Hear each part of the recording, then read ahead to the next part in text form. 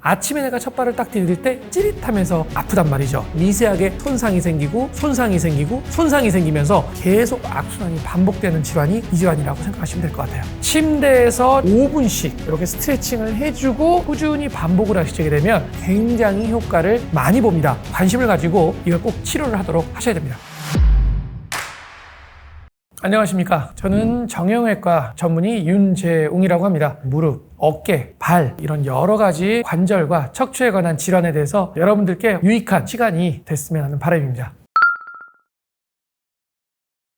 내가 아침에 이렇게 첫 발을 디뎠을 때 갑자기 발바닥에서 찌르는 듯한 그리고 찢어지는 듯한 통증이 일어나시는 분들이 꽤 많이 있거든요. 이런 분들에게 이제 제가 스트레칭 방법을 알려드릴 거예요. 손상된 족저근막이 이렇게 있거나 뻣뻣해져 있는 족저근막이 있을 때 이 부분을 느슨하고 유연하게 만들어주는 스트레칭을 제가 보여드릴 거예요. 보통 족저근막은 여기 뒤쪽과 발 앞쪽에 붙어 있거든요. 그래서 앞 발가락 부분을 잡고 이렇게 뒤로 젖히면 여기에 가운데 부분에 단단하게 만져지는 띠가 있습니다. 이 부분이 족저근막이라고 생각하시면 돼요. 그래서 이 부분을 이렇게 엄지손으로 이렇게 문지르듯이 발 뒤꿈치부터 쭉 앞쪽으로 이렇게 스트레칭을 해주면 됩니다. 이거를 5분가량 해주시면 돼요. 만약에 내가 발 뒤꿈치가 좀 더 많이 불편하시다 그러면 뒷부분을 더 이렇게 스트레칭을 해주시면 되고, 어떤 분들은 이 앞부분이 더 불편하신 분들이 있거든요. 그런 부분들은 앞쪽을 또 열심히 스트레칭을 해주면 됩니다. 하루에 내가 침대에서 첫 발을 디디기 전에 5분씩 이렇게 스트레칭을 해주고 첫 발을 딛는 거를 꾸준히 반복을 하시게 되면 훨씬 더 효과적일 것이라고 생각을 합니다. 아킬레스건이 타이트해지게 되면 족저근막염을 악화가 시킵니다. 그래서 아킬레스건을 이완을 시켜주는 스트레칭을 하면 돼요. 아킬레스건은 뒤에 있기 때문에 요거를 이렇게 잡아주는 스트레칭을 해주면 돼요. 근데 보통 사람들이 쭉 다리를 펴고 쭉 이렇게 당기는데, 이렇게 하면 여러분들이 느껴지시겠지만 아킬레스건의 스트레칭보다는 종아리가 당겨서 쥐가 나기도 하고 막 이런 분들이 있어요.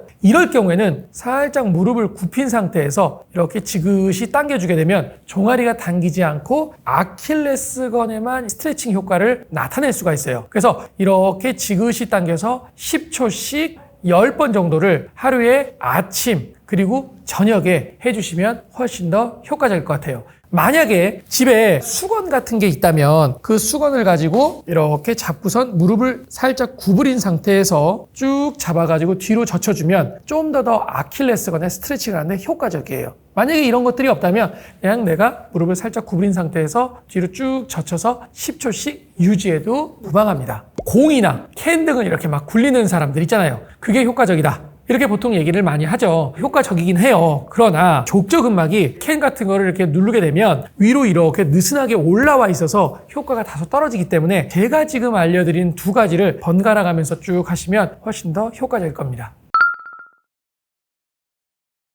제가 지금 이제 족저근막염의 스트레칭을 말씀을 드렸는데, 그럼 이제 궁금하죠? 도대체 족저근막염이 뭐야? 이거 궁금하지 않나요? 족저근막이 뭔지를 알아야겠죠? 이 발바닥에 뒤꿈치에서부터 발가락에 시작하는 부위까지 이렇게 붙어있는 섬유성 조직을 얘기를 해요. 근데 이게 왜 붙어 있느냐? 발바닥에 아치를 만들어주는 중요한 역할을 합니다. 그런데 이런 족저근막에요, 염증이 생기는 그런 것들이 족저근막염이라고 생각을 하시면 될 것 같아요. 근데 정확하게는 염증이 생긴다라고 해서 뭐 물이 차고 뭐 이런 것들을 보통 생각을 하지만, 실제적으로는요, 더 정확하게 말하면 족저근막의 일부분이 미세 손상을 계속 받으면서 손상이 생긴다라고 생각을 하시면 됩니다. 내가 만약에 이제 침대에서 얘가 어느 정도 적응이 되기 전에 찍 디뎠을 때 찌릿 하잖아요. 그러면은 그 족저근막에 미세하게 손상이 생기고 생기면서 악순환이 반복된다는 거죠. 그렇기 때문에 족저근막염이 그냥 단순히 발바닥 좀 아프고 말지 뭐 라고 생각하는 것보다는요, 제가 계속 딛고 다녀야 되는 발바닥이잖아요. 그렇기 때문에 이 부분에 대해서 굉장히 관심을 가지고 이걸 꼭 치료를 하도록 하셔야 됩니다. 왜 생기느냐? 그냥 많이 써서 그래요. 무리를 해서 이 발바닥에 계속 딛고 다니니까 자극이 많이 주게 되면서 족저근막에 스트레스가 쌓이죠. 계속 미세하게 손상이 되는 겁니다.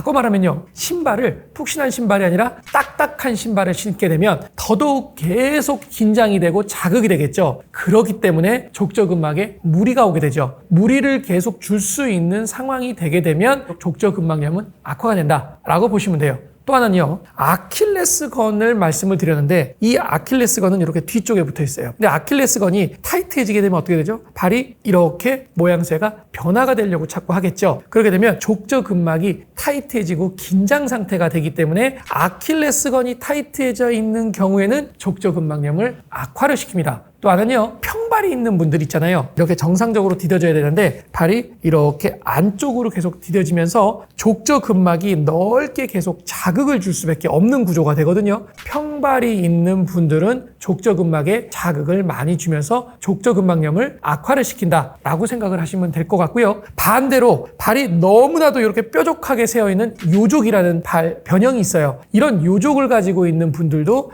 여기 발의 충격 흡수 기능이 떨어지기 때문에 족저근막염이 있으신 분들한테는 좋지 않죠. 이런 여러 가지 이유로 인해서 미세하게 족저근막에 계속 외상이 가해지고 그러면서 회복되기도 전에 또 손상이 되고 손상이 되게 되면서 만성화가 되면서 계속 염증이 악화가 되는 질환이기 때문에 여러 가지 원인에 대해서 생각해 볼 필요가 있죠. 족저근막염이 있으신 분들을 가만히 얘기를 들어보면요, 대부분 다 밤에 아프지 않고 아침에 아프다고 말씀을 하세요. 이상하지 않나요? 왜냐면 우리가 일반적인 관절 척추 질환들이나 이런 부분들은 많이 쓰면 아픈 경우들이 많죠. 그러니까 밤에 아프다고 해요. 그런데 이 병은 조금 다르죠. 아침에 내가 첫 발을 딱 디딜 때 찌릿하면서 아프단 말이죠. 왜 그러느냐? 자는 도중에 족저근막이 조금 더 쉬어줘야 되는데 긴장도가 느슨해져 있는 상태가 된단 말이죠. 그러다가 아침에 얘가 준비가 되지 않는 상태에서 갑자기 딱 디뎌지게 되면 긴장도가 확 증가가 되면서 갑자기 손상이 발생을 한단 말이죠. 그게 보통은 발 뒤꿈치하고 발 앞에서 족저근막이 붙어있기 때문에 이 두 부위에서 많이 발생을 한다라고 생각하시면 돼요. 그럼 반대로 생각해보면요,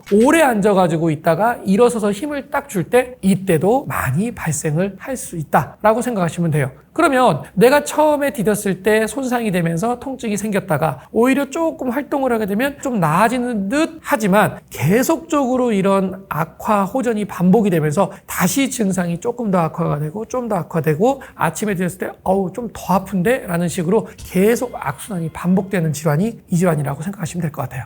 족저근막염은요, 체중을 디뎠을 때 악화가 되죠. 그렇기 때문에 내가 체중을 감량을 하면 당연히 줄어듭니다. 그래서 체중 부하를 하지 않으면서 살을 좀 뺄 수 있는 것들 뭐가 있죠? 수영, 그리고 자전거, 이런 운동들은 비체중 부하 운동이기도 하면서 내 체중을 감량을 할 수 있는 유산소 운동 효과가 꽤 크잖아요. 그러니까 이런 운동을 내가 꾸준히 해준다는 거는 내가 체중을 감량을 하고 그리고 어느 정도 족저근막의 호전 양상을 보일 수 있는 굉장히 좋은 운동이라고 생각할 수 있습니다. 안 좋은 운동증이 있겠죠. 오래 걷기, 등산, 골프, 달리기, 그런 운동은 조금 자제를 해주실 게 좋지 않을까라는 생각이 들고요. 족저근막염이 있는 분들한테 제가 항상 강조하는 게 뭐냐면 족욕이에요. 아까 제가 스트레칭도 말씀을 드렸지만 그런 스트레칭을 꾸준히 해주면서 족욕을 많이 해줘야 됩니다. 어떤 효과가 있느냐? 긴장 상태에 있던 조직이 혈관이 확장이 되고 혈액순환이 잘 되기 때문에 조직이 부드럽게 되고 유연해진다는 거죠. 그래서 족저근막염이 있으신 분들은 아침, 저녁 또는 아침, 점심, 저녁이면 더 좋고요. 하루에 10분씩 꾸준히 족욕을 해주시면 굉장히 효과를 많이 봅니다.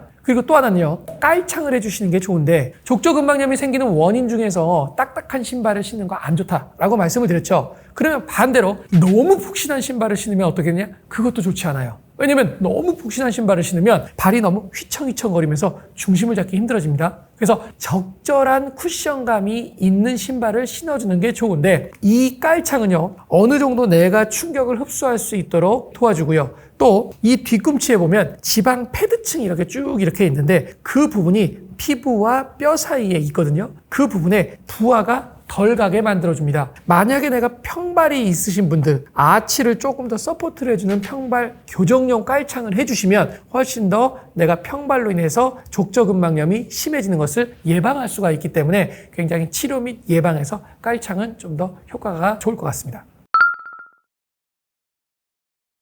본인이 이제 집에서 할 수 있는 부분들이 있죠. 스트레칭을 해야 된다. 그리고 족욕을 해야 된다. 이런 것들을 말씀을 드렸단 말이죠. 그러면 이제 그런 것들을 했을 때도 안 될 경우에는 어떨까 할 것이냐. 당연히 병원에 가야죠. 병원에 가시게 되면 약을 먼저 줘요. 그 약은 무슨 역할을 하느냐? 근육을 풀어주고 염증을 줄여주는 역할을 해주죠. 근데 약을 먹으시는 거는 좋은데 꼭 거기에서 해줘야 되는 게 뭐냐면 좀 쉬어줘야 돼요. 두 번째는요, 2차 치료가 주사 치료하고 충격파 치료가 있습니다. 먼저 충격파 치료는 발바닥에 딱딱딱딱딱딱 이런 초음파 파장을 줘요. 염증을 줄여주는 역할을 해줘요. 또 하나, 통증이 있을 때 그 통증의 역치를 좀 낮춰줘서 증상 개선 효과가 있습니다. 그리고 혈류를 많이 가도록 재혈관화를 돕습니다. 그렇기 때문에 족욕을 많이 하게 되면 혈관이 확장이 된다고 했죠. 충격파를 같이 하게 되면 혈관을 많이 만들어주는 작용을 하기 때문에 훨씬 더 효과가 좋겠죠. 그러니까 충격파하고 족욕은 세트로 간다라고 생각을 하시면 될 것 같아요. 또 하나의 큰 카테고리는 주사치료랍니다. 주사치료. 근데 이제 여러분들이 이제 주사치료를 하러 갔을 때 무조건 그냥 병원 가서 그냥 주사라고 하면 다 맞지 마시고요. 인대를 강화시켜주고 힘줄을 약할 때 강화를 시켜주는 류의 주사들을 맞으면 됩니다. 첫 번째는 프롤로 주사 있어요. 대표적으로 인대 강화 주사라고 하죠. 우리가 팔꿈치가 불편하거나 발바닥이 불편하거나 이럴 때 프롤로 주사를 맞습니다. 또 하나 DNA 주사라고 불리우는 것들이 있어요. 그런 DNA 주사는 혈류를 좋게 하고 성장인자 분비를 촉진하는 효과를 냅니다. 염증도 좀 더 줄여줄 수 있고요. 그래서 이런 DNA 주사, PDRN이라고 보통 얘기를 합니다. 그런 류의 주사를 맞아주는 것도 도움이 될 것 같아요. 제가 지금 이제 말씀했던 이런 치료들을 했는데 그런데도 불구하고 계속 아프다. 그럴 경우에는 수술을 고려하기도 합니다. 보통 보존적인 치료를 6개월에서 1년을 했는데도 계속 아프다. 그러면 수술을 하기도 하죠. 내시경적으로 이렇게 접근을 해가지고 손상된 족저근막을 다듬어주고 그 다음에 뼈가 튀어져 나와 있는 부분 수술적인 치료를 내시경으로 하기도 하는데 제가 이 족저근막으로 지금 수술을 한 게 한 1년 이내는 없어요. 그렇기 때문에 주사치료나 충격파 치료나 이런 보존적인 치료에 대부분 다 치료가 되기 때문에 수술적인 치료까지 가는 경우가 거의 드물다라고 생각을 하시면 될 것 같아요. 그리고 또 한 가지는요. 주사를 얘기를 하다가 이제 여러분들이 꼭 아셔야 될 거는 스테로이드 주사는 되도록이면 맞지 않으시는 게 좋습니다. 일시적으로는요. 효과가 있어요. 되게 많이 좋았다. 이렇게 되지만 이런 스테로이드 주사를 계속 맞게 되면 족저근막을 손상을 시키고 파열을 시키는데 장기적인 차원에서는 악화를 시키고요. 그리고 족저근막하고 피부 사이에 이런 지방층을 얇게 만들어요. 지방을 좀 더 얇게 만들어서 쿠션 역할을 줄여줄 수밖에 없거든요. 그렇기 때문에 장기적인 차원에서는 족저근막염에 악영향을 미치기 때문에 이런 스테로이드 주사는 되도록이면 제한을 하시는 게 좋겠습니다.